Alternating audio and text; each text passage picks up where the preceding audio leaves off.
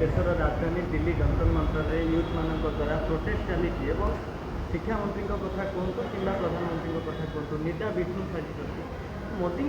कौन भय रही धर्मेंद्र प्रधान को इस्तीफा पत्र दाबी पत्र करने मे 3 रु जुलाई 21 अढ़ाई मासरू मध्य अधिक समय एटा भारतीय राजनीति रे किसी कम कालखंड नुहे दीर्घ समय धरी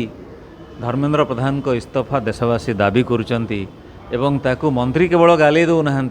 प्रधानमंत्री निदा विष्णु साजिचंती गतकाली बहुत कष्ट मुहरु बाहरला जे पेपर लीक गोटे महापाप बोली किंतु सेतिकी तो खाली कहीदेले चलिबनी कठोर दंडरे दंडित कराजिबो बोली खाली तो कहीदेले हबनी दृष्टांतमूलक दंड विधान करबा पई पड़िबो एवं प्रथम मुंड कहा गड़िबा कथा धर्मेंद्र प्रधान कर गड़िबा कथा तांको प्रति एते अनुराग एते अनुकंपा कहीं तांको प्रति आपण जदि प्रकृत रे छात्र मानंक प्रति सहानुभूतिशील ताहले आपण लाठीचार्ज कहीं कराउछंती से माने आंदोलन करिवेनी आंदोलन करवाटा कौन गणतांत्रिक अधिकार से नुह तेणुक ए स्पष्ट एमाने लोकतंत्र रे विश्वास करती ना एमाने तानाशाही रे ही विश्वास करती।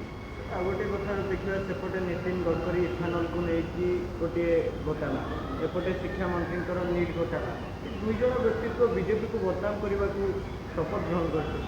देखु गोटे समय रे नितिन गडकरी को जड़े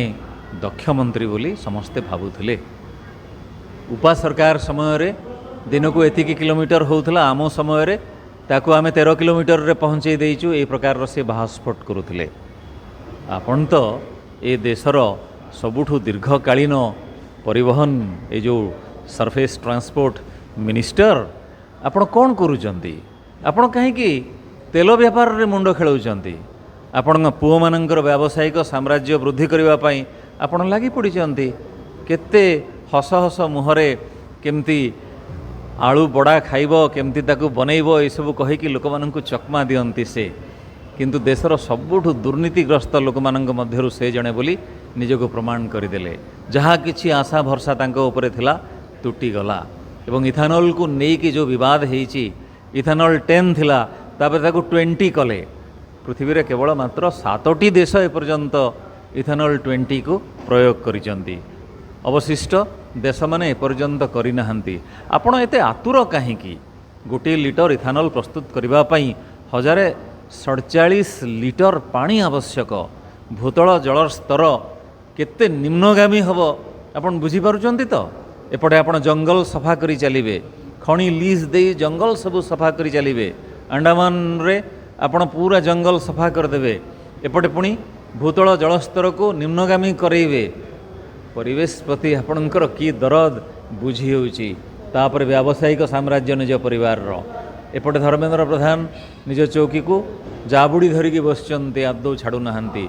आमे तो आमर हेतु हेबा दिनठू देखुचु कौनसी जड़े केन्द्रर कैबिनेट मंत्री इस्तीफा दाबी करी एई भली एते दीर्घ काल धरी आंदोलन देश में हो नथिला जदि सतरे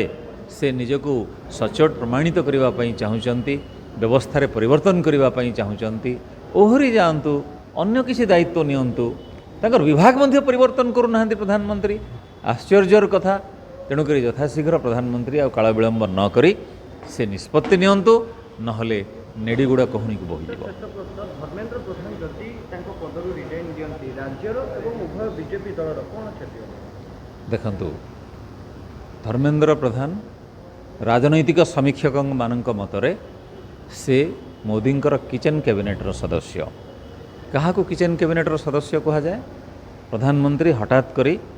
जेतेबेले कौनसी गुरुत्वपूर्ण निष्पत्ति नियंती